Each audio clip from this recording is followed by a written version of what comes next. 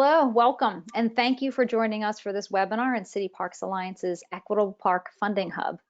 I'm Karen Ernst. I'm the Director of Strategic Initiatives at City Parks Alliance, and I'll be moderating today's discussion and showing you how to utilize the resources in the hub.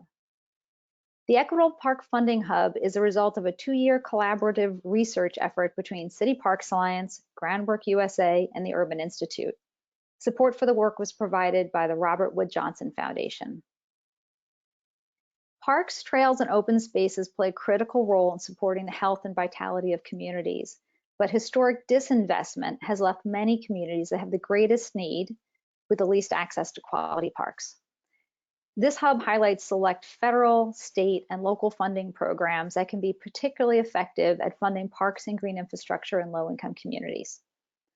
Today, we're going to show you how to use the hub. We're going to discuss some of the funding sources that received a recent influx of funding, including the Outdoor Recreation Legacy Partnership Program and the Community Development Block Grant funding. And we're going to showcase an example of how Groundwork Hudson Valley has used Community Development Block Grants on park projects. With me today are Julie Waterman, the Advocacy Director at City Parks Alliance, and Bridget Griswold, the Executive Director of Groundwork Valley Hudson.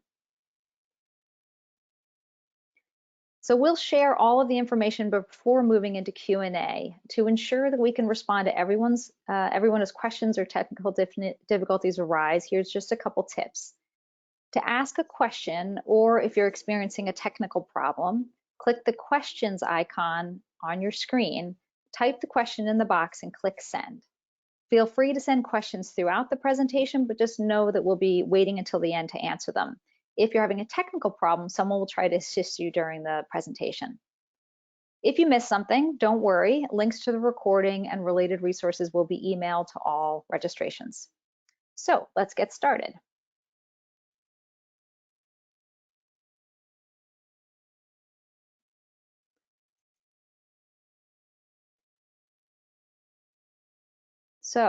The Equitable Park Funding Hub provides access to information on a variety of funding sources. It highlights the partnerships required to be successful and includes links to case studies, reports, and other resources. We launched the Equitable Park Funding Hub with 6 sections that highlight funding strategies that are particularly important for funding parks and green infrastructure in low-income communities, including, of course, local funding, as well as climate resilience, conservation, stormwater management, community development, and brownfields funding. Our plan is to build out the hub over the next few years with additional sections, particularly ones focused on funding health and transportation sectors. It's important to note that almost all the funding sources highlighted in the hub require cross-agency and cross-sector partnerships because most of them represent funding sources traditionally for what we call adjacent sectors. So before I move into each section, I just wanted to highlight the main search feature in the hub. This allows you to search all of the funding areas by funding area, use, and grant level. And just as an example, I plugged in local funding. I'm plugging in local funding for capital expenses at all grant levels, just so you can see how that shows up, and point out that at the bottom of the page there will be a sorry, it's not showing right now. There'll be a more button down here that you can click to get to additional funding sources. So I'm going to start by talking about local funding. According to NRPA, 60% of city park budgets come from their general fund, and most of the rest comes from earned revenue and dedicated taxes or levies. Only about 5% comes from other sources. So protecting and growing local funding is by far the most important strategy.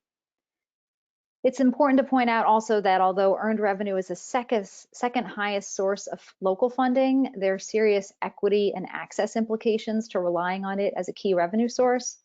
So in the Funding Hub, we highlight some best practices jurisdictions can use for mitigating those impacts. Although local funding will be the most critical source, federal and state funding sources continue to be important, and many of the federal sources in particular have increased this year, such as Community Development Block Grants funds and ORLP funding. Before I go on to the other funding sources, I wanted to point out that at the bottom of each section, we have additional resources for you. We've curated these to include case studies, links to other organizations who can provide resources and assistance, as well as related reports and tools that might be able to help you get started. We'll be continuing to update the Hub in the future and would love to highlight your experiences through case studies, tips, or resources that you can share with your peers. So I wanted to direct you to this form at the bottom of every page, share your experience, and encourage you to submit what your experience has been in accessing different funding sources. So next I'm going to talk about stormwater management. The primary sources of funding for managing stormwater in parks include water utility revenue and clean water state revolving loan funds, which are managed by the states. Water utility revenue is by far the most common source of stormwater related funding because investing in green infrastructure helps the utility to meet its regulatory requirements. So we have information and examples on how to explore this potential in your jurisdiction. And the first step would of course be to check with your water utility to see if they have green infrastructure in their water quality plans.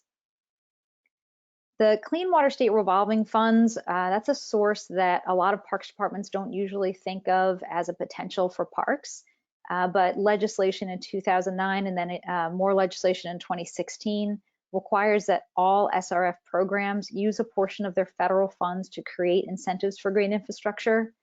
So as a result, many states are incorporating innovative financing strategies that incentivize green infrastructure and nature-based approaches to Clean Water Act goals.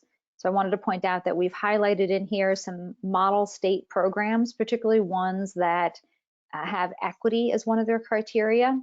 So you can check these out, but we encourage you to find out more about what your state program offers. So next I'm going to talk about community development funding. Two sources of funding for community development that can also be used for parks include the Community Development Block Grants and New Market Tax Credits. New Market Tax Credits have been used to build parks and recreation centers in Washington, D.C., Tacoma, Washington, Rock Hill, South Carolina, and other jurisdictions. It's a newer funding strategy that works best if it's combined with large redevelopment projects, particularly ones that include low-income housing development. It tends to be a fairly complicated tax credit to access, but with the right assistance, it can be an important source in low-income communities. Community development block grants, on the other hand, are very flexible and easier to use. Although federal dollars for the programs have declined over the last decade, the percentage of those funds used for parks has actually increased. And this year, the program got a significant funding boost through the CARES Act, which could open up new opportunities. Bridget will be talking about how the City of Yonkers has used CDBG grants to fund parks and greenways, and will share some of her tips for accessing those funds. So next I want to talk about climate mitigation. So climate mitigation dollars can fund a wide range of projects, including tree plantings or urban forestry management, flood mitigation, disaster recovery, urban greening, and trail development. At the federal level, FEMA, HUD, and NOAA are the primary sources of funding. FEMA has a new program as of 2020 that's important to know about. It's called the Building Resilient Infrastructure in Communities, which can be used for climate mitigation and green infrastructure. HUD's Community Development Block Grant Disaster Recovery Program and NOAA's Coastal Resilience Grant Program can both be used for nature-based resilience strategies, but only in post-disaster recovery areas. CPA did a webinar in November on climate mitigation funding for parks, and I'd really recommend you check that out. One of our board members, Bob Doyle with the East Bay Regional Park District, shared a lot of really great insider tips for how to position yourself for FEMA funding, including, this one surprised me, how to be eligible for post-disaster recovery dollars, even if you aren't located in a disaster zone. So some states and regions have also created programs for climate mitigation, such as California's Cap and Trade program, which invests about $20 million a year in urban greening programs in disadvantaged communities. So you should check out programs that your state might also offer. And then finally, so I'm just going to talk very quickly about brownfields funding before I go to conservation funding. Most people are familiar with the EPA Brownfields program, but I just wanted to point out that there's a range of grants that they offer, from technical assistance grants that are really easy to use and allow communities to assess the viability of a project, and cleanup grants, of course, which are the ones most people are familiar with. But the other ones that they offer are workforce development job training grants, and that's a less known program that's important for people to be aware of. And then states, of course, have their own programs, like Ohio has the Clean Ohio Trail Fund, which is a brownfield mitigation program. So finally, I'm going to talk about conservation funding. You probably know that the Land and Water Conservation Fund is the primary source of federal funding in the US for the protection of land and water resources. Hopefully, you also know that the Great American Outdoors Act passed this summer, which permanently dedicates $900 million per year in funding for land and water conservation, which doubles the amount of funding from previous years. LWCF also has the Outdoor Recreation Legacy Partnership Program, otherwise known as ORLP, which provides grants directly to cities for park and recreation projects. ORLP is a particularly important funding source for equitable investments because priority is given to projects located in economically disadvantaged areas lacking in outdoor recreation opportunities. And with that, I'm going to pass it off to Julie to talk about current legislative efforts around ORLP and other federal funding for urban parks and conservation.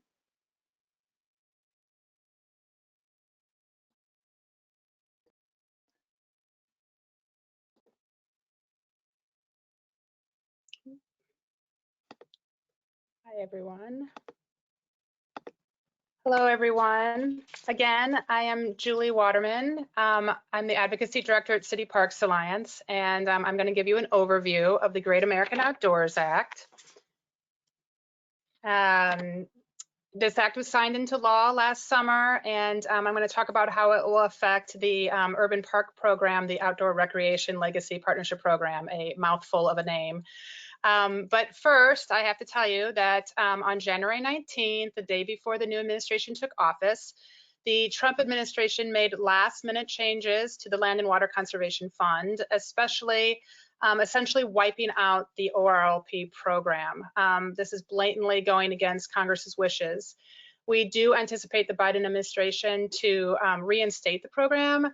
And because of this, I still wanted to cover and provide you information about this ever-growing and important urban park program. So back to the Great American Outdoors Act. Many of you already know this, but again, it was signed last summer, and it has two components. It was the largest conservation parks bill passed in decades, so it was very exciting. It provides $900 million in permanent and dedicated annual funding for the Land and Water Conservation Fund. In years past, as much as half of that funding was allocated to other purposes. So again, about $450 million in additional funds. It also establishes the National Parks and Public Lands Legacy Fund, which would direct up to $9.5 billion in non-taxpayer monies over 5 years to address priority repairs in national parks and other public lands. Deteriorating infrastructure and increased park visitation has led to nearly a $20 billion backlog in repairs in America's national parks and other public lands. With the Great American Outdoors Act being signed into law, the LWCF Urban Park Grant Program, the ORLP, received a significant increase in 2021 funds. Again, this is a program that was created in 2014. It is a nationally competitive grant program funded through the LWCF State and Local Assistance Program, and it delivers funding to urban areas with priority given to projects located in economically disadvantaged areas and lacking in outdoor recreation opportunities. These awards help cities create new outdoor recreation spaces and revitalize older spaces. Thus far, close to 50 projects around the country have been awarded, and we anticipate hearing the next round awardees sometime in February. For FY21, Congress allocated $125 million to the program. This is a huge increase over last year's $25 million. Again, a big win for city parks, but the Trump administration did just eliminate the program.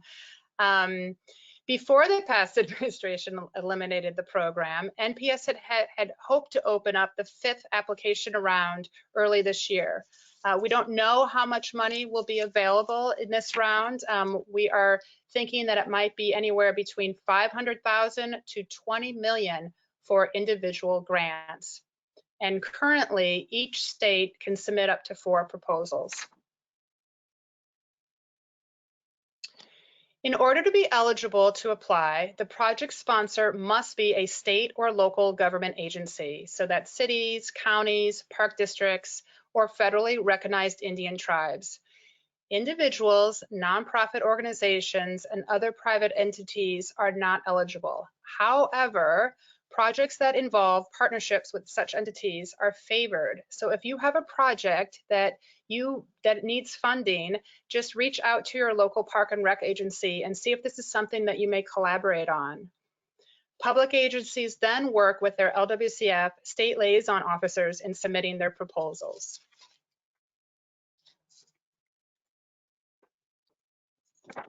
A little bit more about ORLP sponsor and project eligibility.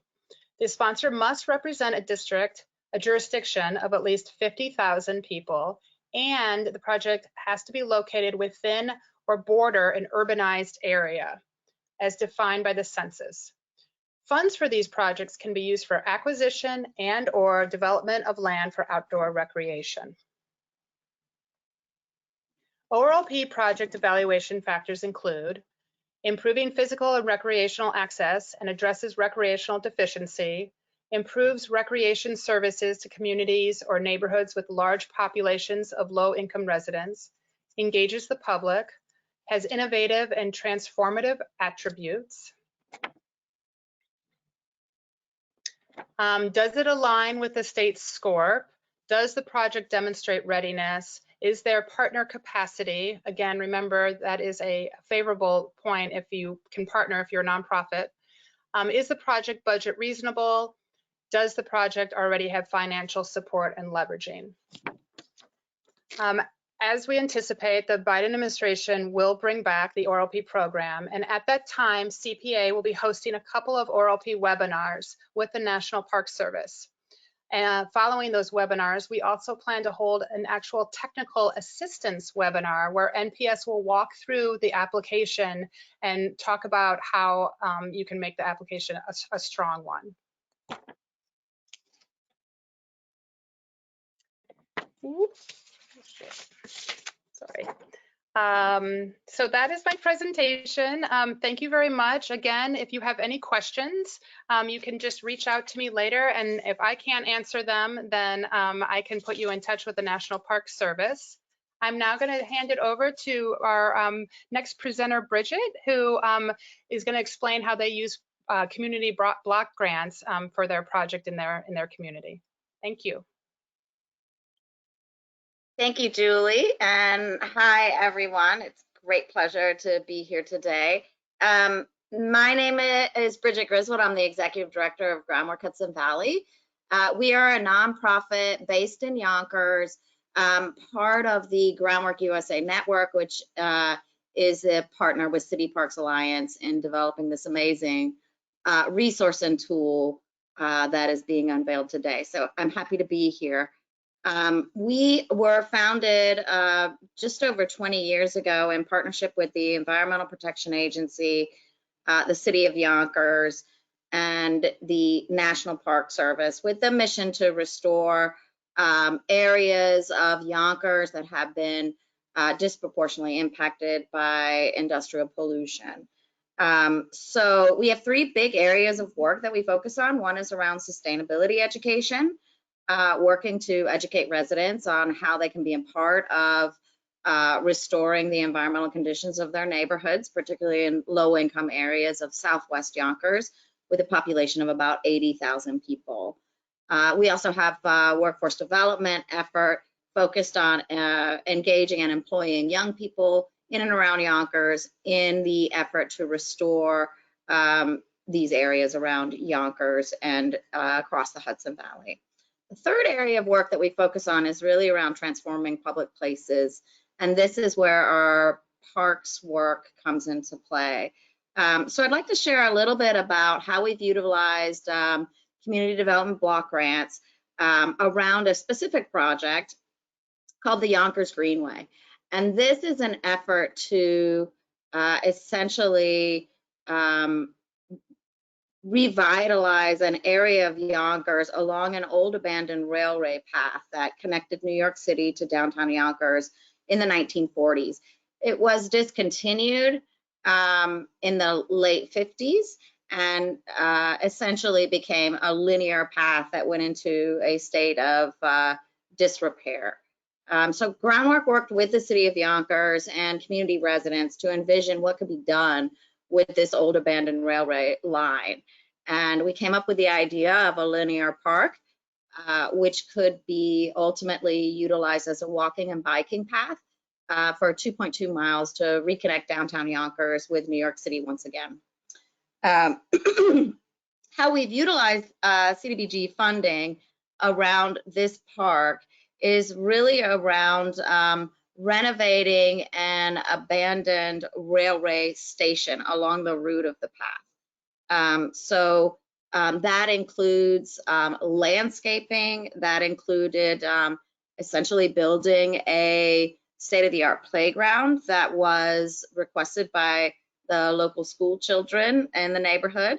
It also included a community garden that was requested by senior citizens from the adjacent municipal housing department, and it included local art in terms of mosaics and murals to be able to highlight the ethnic and cultural diversity of the neighborhood, and the many communities that ended up in Yonkers because of the railroad that provided a lot of the old industrial support and transportation to build up Yonkers back in the day.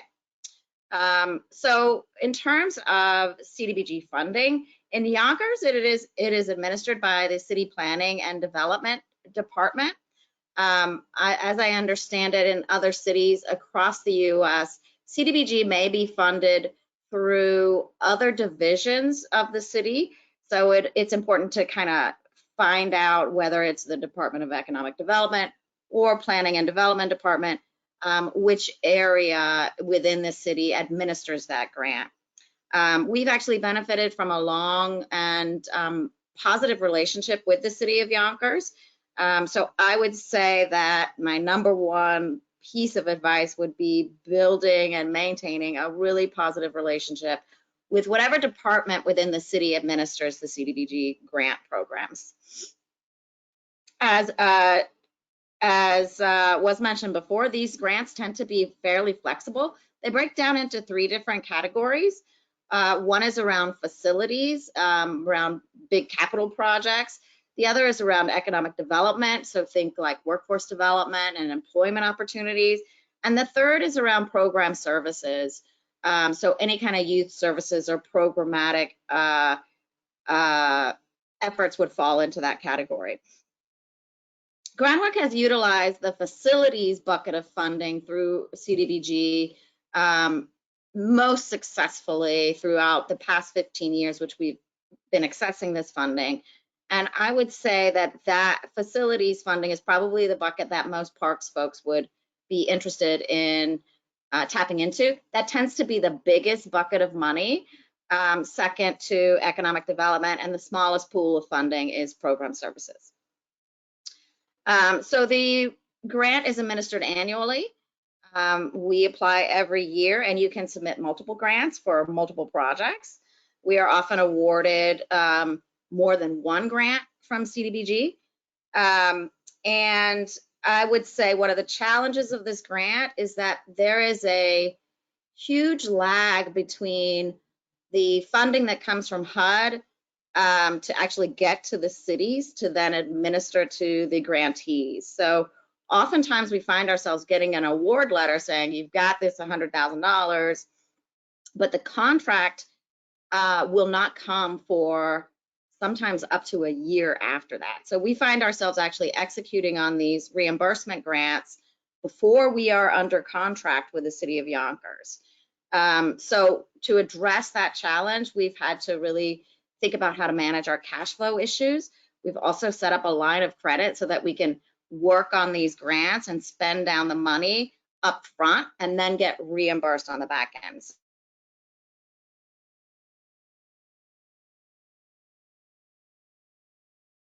Looks like Bridget just froze. Bridget, you're not coming through anymore. We'll give her a minute to get reconnected. Julie, are you still? Yep, There I'm we go. here. Okay. Before I switch to the other screen, there were a couple questions that came in for you about LWCF. So while we wait for Bridget to be able to get reconnected here, there were a number of people who were asking questions about the size of cities that are eligible for this. Somebody asked about whether cities under 22,000 were eligible for that. And then for cities over 500,000, the question was, can cities submit more than one proposal? Can you answer those two questions? I can. So the ORLP requirements, you have to be a city of 50,000 or more and also be a part of an urbanized density area, which is, you can go to the U.S. Census, and that was also on my slide where you go. But I will say, so that's just ORLP grants. You know, there are stateside, LWCF stateside grants that you can apply for. You can be any size city. So there you would work with your state liaison officer to talk with them and make sure that your project proposal aligns with the state SCORP plan, which is their overall conservation plan. But yes, you can apply to stateside grants, just not ORLP grants. But there's a lot of money in the stateside program, so you're not shut out. Okay.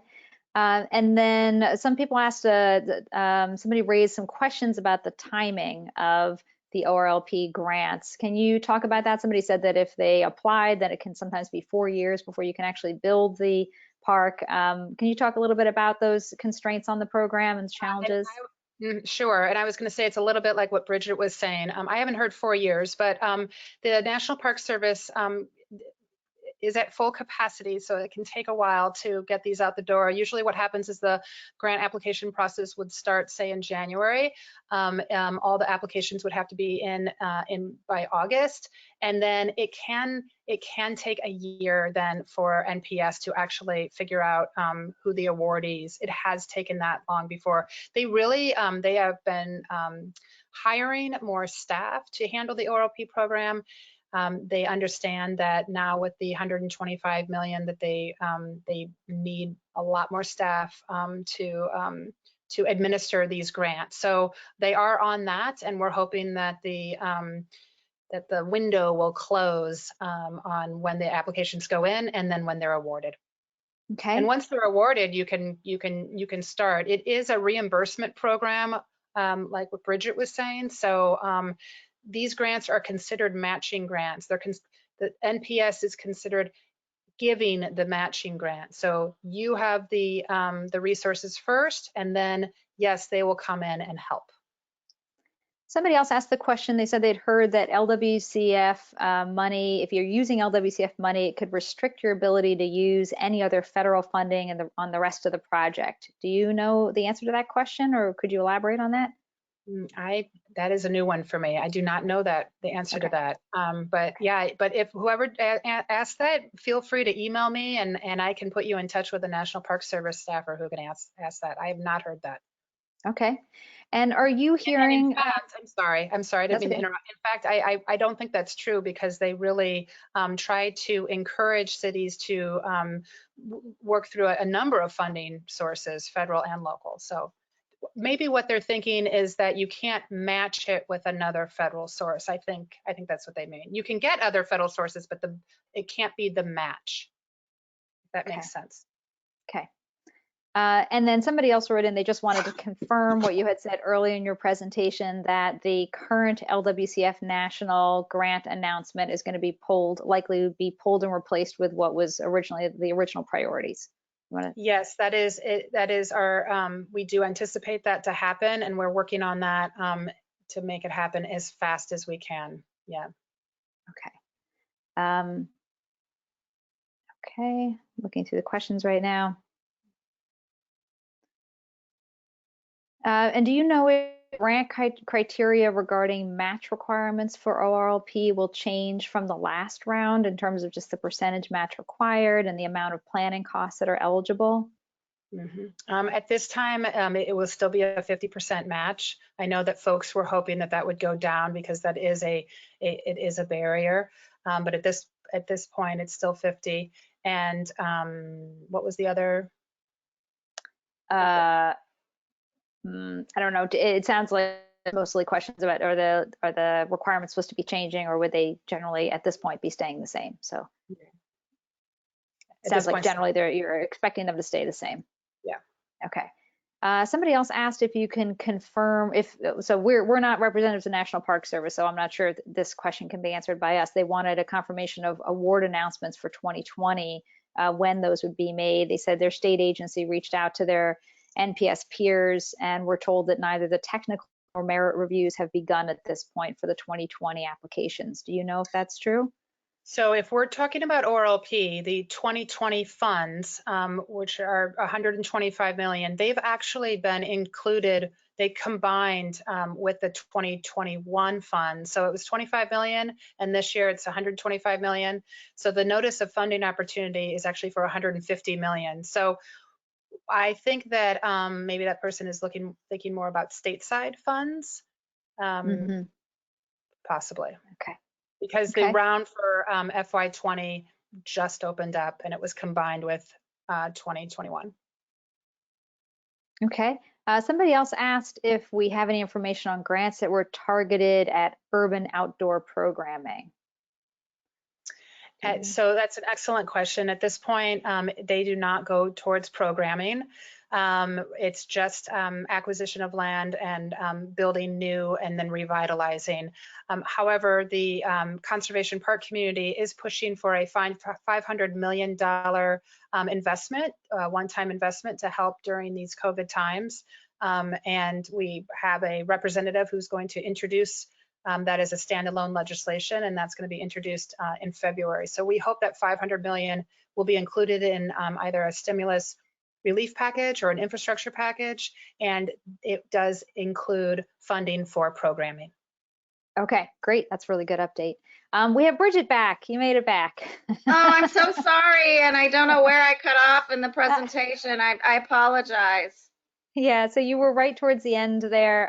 So I don't know if you had any, I don't know if you have any closing comments. I think you were talking about some of the challenge with CDBG and the timing issues of reimbursements. So you were sharing some of your strategies for having an equity line or a line of credit available, and some of the things you've set up. So I don't know if there's anything else after that you wanted to share. The only last point that, and again, I apologize. The only last point I wanted to share is the COVID bucket of money that is now coming down through the CARES Act, and encourage people to look at that bucket of funding above and beyond sort of the standard CDBG funding around facilities, workforce development, and program services. We've been able to access that this year, and it's made a really big difference for us. Okay, great. So there's one question for around CDBG. They wanted to know who are the partners that you've had to work with, and how are those partnerships, how are they playing into, like, are partnerships basically important to CDBG funding on this, and how do you work that? Yes, so partnerships are important. They do ask for how we are serving and working with the local community-based groups. So we will include that in the proposal that we submit. Those include everything from church groups to local neighborhood groups that are that are in the target area. And then, of course, the City of Yonkers is a very big partner with ours as well in terms of coordinating around developing these improvements to city parks. The city parks folks have to be involved. So absolutely, partnerships are really key and fundamental. And there are also opportunities for contractors. So you can subcontract through CDBG for things like landscape architects, universities that help to develop measures and metrics. So those are just a range of the kind of partnerships that you deploy with CDBG. But it is very flexible, and they tend to really defer to the organization submitting the grant to gather those relevant partners together. Okay, great. And then this is a question for both of you. The person says that they've heard that federal dollars have large reporting burdens. So could each of you give some tips as fundraising staff? How do they evaluate the cost and benefit of a grant versus a workload that's going to be required to fulfill its requirements? And why don't we start with you, Bridget? That is a brilliant question, and one that we struggle with as a small nonprofit made up of 10 people constantly. So about half of our funding comes from federal sources, and the reporting is a lot more onerous than corporate dollars or foundation dollars. There are two essential reporting standards that you have to adhere to when you submit for these HUD dollars. One is a financial report, and the second is a programmatic report. So one is really about just writing whether you achieve the terms of the grant. The second is more complicated and requires financial reporting that ultimately it is down to the details of like timesheets of people that have worked on the grant. So you actually have to submit timesheets for all of the programmatic staff you have working on these grants to demonstrate that you've used the dollars in the intended purpose. So if you don't have like a standardized timesheet process or infrastructure in place, definitely need to think about how to get that in place. But so those are the financial piece is a little more complicated than the programmatic piece. But as long as you have timesheets and can account for every penny spent, you can get the reporting process done. But it is onerous, and it does require administrative staff to really focus on the grant reporting piece of the puzzle. Okay, that's really helpful. Julie, I don't know if you, since you're not a grant recipient for the ORLP or stateside grants, but can you speak at all to the complications or requirements for reporting? I assume it's similar to CDBG.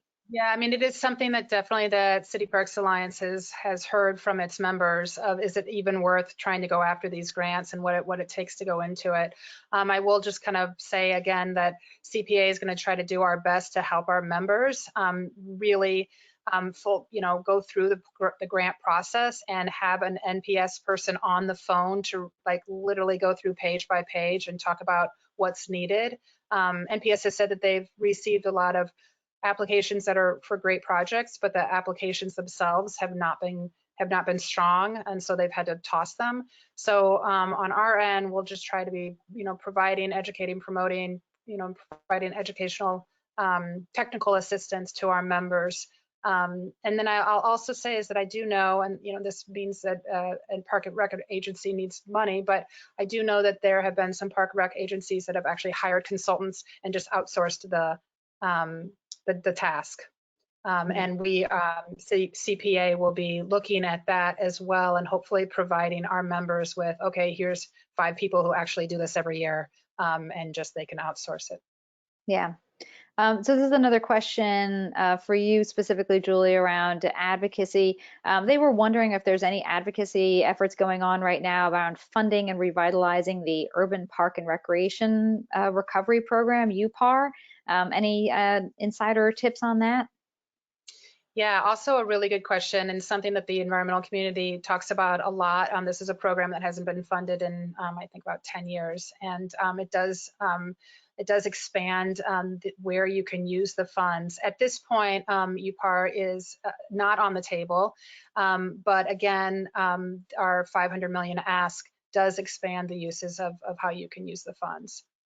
And I did want to say that there is a call to action that our Parks community is doing that I'm going to be, that everyone on this call will be receiving. And this is about reinstating the ORLP program. So after this webinar, you'll receive an email from Diana, our host, with a recording of the webinar, but then following that, you'll be receiving a call to action from CPA asking you to contact your representative to please have them contact the Department of Interior to get this program reinstated as fast as possibly can. All right, so then there was a question about the database itself. The person wanted to know for actually applying for grants, do people enter information directly into the hub, or are we providing program information from other sources? And I will answer that question and say we are providing program information. So if you for each one of the blocks that has information about a specific grant source, at the bottom it says learn more. If you click on learn more, it will take you directly to the website for that program, and that's where you can find application information for that particular source. They also asked, how does the hub differ from other information sources? We really took the lens of identifying programs that fund park, recreation, green infrastructure, specifically in low-income communities and economically disadvantaged communities. So we were looking particularly at funding sources across the board that had a strong equity criteria in them, and that definitely included funding for parks, recreation, and or green infrastructure. Okay, so other questions here. Somebody asked, how do they find their state liaison officer for these programs? Bridget, can you talk about where people go to? Is it for CDBG? Is it a local person that you go to? And then Julie, you can talk about for ORLP and LWCF. Bridget? Sure, yeah, I would start by reaching out to the city's economic development branch or your local planning and development branch within the city. The administrating agency varies from city to city. In Yonkers, it is the city's planning and development department. I understand in other places like Vermont, it's the city's economic development department. I would start with those two, and if they are not the administrating agency with your city, they can certainly direct you to who is the right administrating agency. Julie? Yeah, and for the state liaison officers for LWCF, the National Park Service is supposed to have that up on their website, but we also have it in our Equitable Funding Hub under conservation funding. Okay. So somebody also just wanted to throw in a tip here about LWCF. They said that it does restrict, the property needs to be recreation based, and any building will need to be reviewed for recreational value. So just, I thought that was a good tip to throw out there. So here's a question. Around CDBG funds, do they need to be for low or moderate income areas? Yes. And for both of you, is there a max request for funding either through any of the LWCF programs or through CDBG?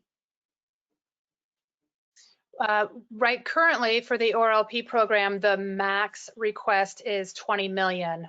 That's way up from last year because of the influx of money. That might change when they hopefully pull down this notice of funding opportunity and actually make it towards urban parks. They might change that, but currently it is at 20 million.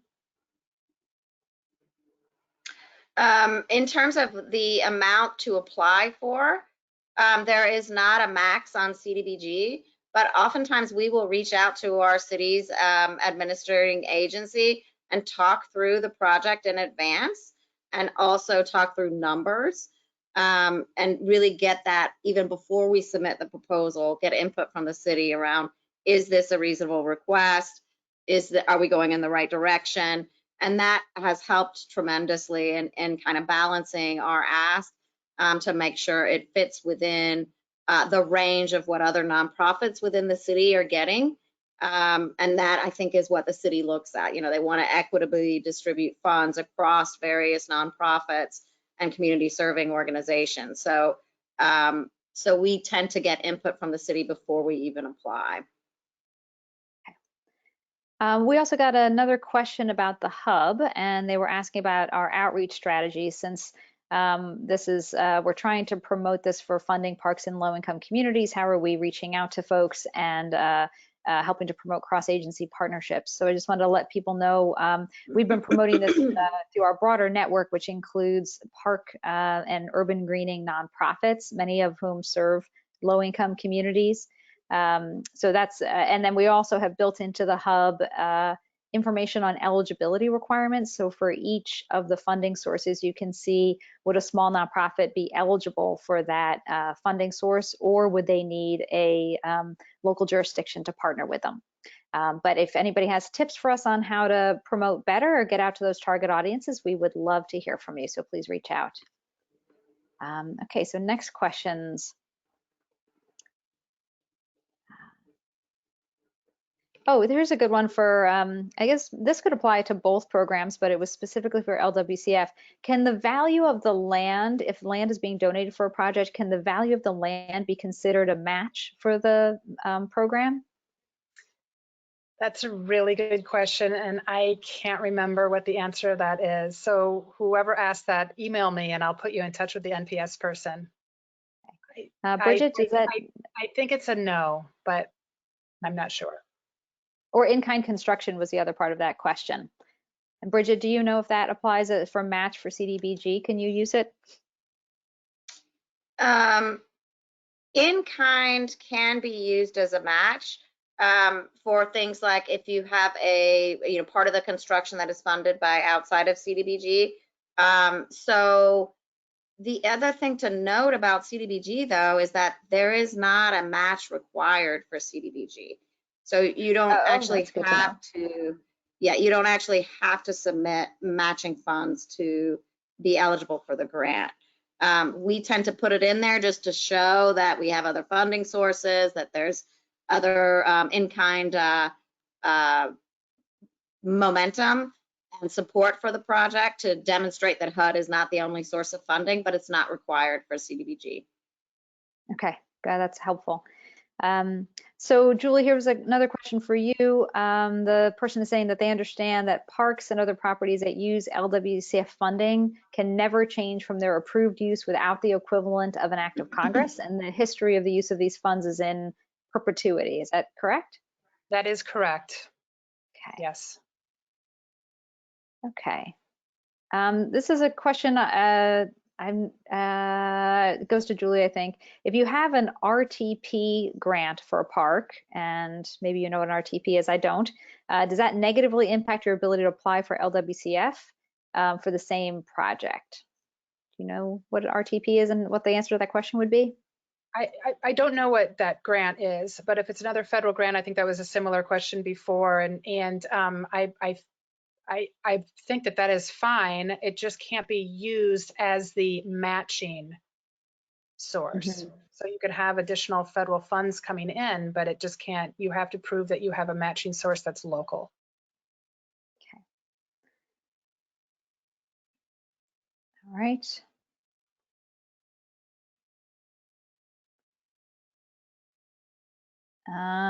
Sorry, I got a very long question in here. I'm going to have to take a minute to read it before I can throw it out there. Somebody answered the question. RTP is regional trails and parks. And it says RTP is one of 3 federal sources eligible as a match to LWCF. All right, thank you, Heather, for submitting that. We got a couple people who sent that in. Thanks. Okay, and somebody else put in that FDEP put out a tutorial on LWCF submissions, and they included the link if that's helpful to anybody. And then we also had a question in here about where we're seeing interest in funding from private corporations and others. And yes, we're focused on federal funding programs right now and state funding programs in our conversation here, but we have information in the hub on local funding sources. We do not right now have a robust section on public-private partnership opportunities or things like value capture strategies, but we do intend to build that out in the hub in the future. All right, so we have a chance for a few more questions here. Trying to see which ones we have not yet answered.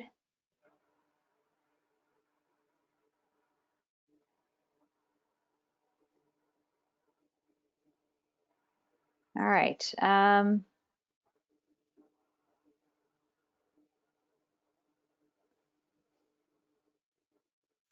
Julie, there was a question around the past ORLP projects. Somebody asked about previous years.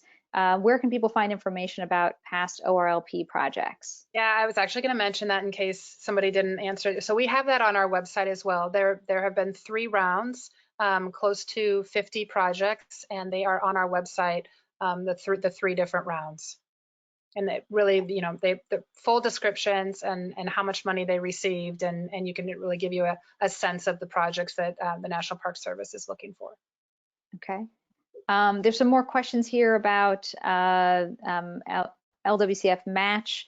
People wanted to know if funds that go out to project designers, project managers, planners, et cetera, other private companies that you have to hire, can those funds be included as match, considered a match?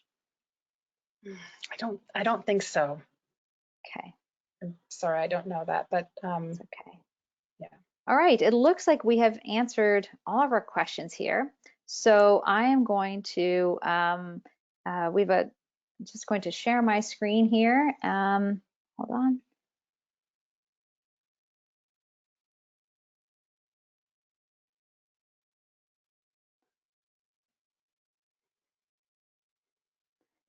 All right, so I just wanted to close up by saying thank you to Julie and Bridget for joining me today. We hope you have a better understanding of how to navigate the Equitable Park Funding Hub and how to access some of the funding sources. I wanted to encourage everybody to visit the events tab at cityparksalliance.org for information about upcoming webinars. Our webinar themes for 2021 are racial equity and resilience and recovery. So we'll be exploring important topics such as measuring park use and making the case for park investments, parks as catalysts for inclusive economic development, how to build an equitable, inclusive organization, and designing parks to meet climate resilience challenges. Most of our webinars are member exclusive, as are our monthly peer-to-peer conversations. So consider joining CPA to access all of our upcoming programming. City Parks Alliance has postponed its 2021 Greater and Greener Conference in Philadelphia for the summer of 2022. However, CPA will be hosting a virtual summer series in 2021 with educational sessions, networking, and programs in preparation for the in-person conference in 2022. The summer series will take place from June 14th to the 25th, and the schedule of events will be announced in February. Please visit the webpage listed on the screen here to sign up for updates about the summer series, including announcements, speaker information, and registration deadlines. Within 2 days, you're going to receive an email with links to today's recording and related resources. And finally, thanks to all of you for joining today. Please take a minute to fill out the short evaluation that will pop up after the session concludes. And keep up the great work that you're doing for our communities and for our nation's urban. Thank you.